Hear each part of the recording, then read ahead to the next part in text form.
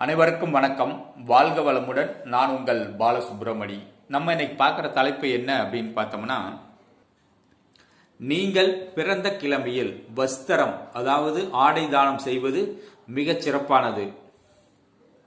நீங்க என்ன கிழமையில பிறந்திருந்தாலும் சரி, ஞாயிற்றுக்கிழமையா இருந்தாலும் சரி, திங்கக்கிழமை, செவ்வாய்க்கிழமை, புதன், வியாழன், வெள்ளி, சனி, வாரத்தில் 7 நாட்களுமே எந்த கிழமையில பிறந்திருந்தாலும் சரி, நீங்க எந்த கிழமையில் பிறந்தீங்களோ அந்த கிழமை அன்னைக்கு ஆடைகள் வஸ்திர தானம், அதாவது அனாதைகளுக்கு மிகவும் கஷ்டப்படுவோருக்கு தானம் செய்யுங்கள்.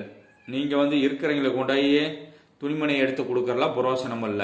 இல்லாதவர்களுக்கு கஷ்டப்படுறவங்களுக்கு உண்மையா துணி எடுக்கவே ஒன்றும் வசதி இல்லை, கிழிஞ்ச ஆடை அனுப்பிச்சிட்டு இருக்கிறானுங்க, அல்லது அனாதைகளுக்கு இந்த மாதிரி இருக்கிறவங்களுக்கு ஆடைகள் வாங்கி தரணும்.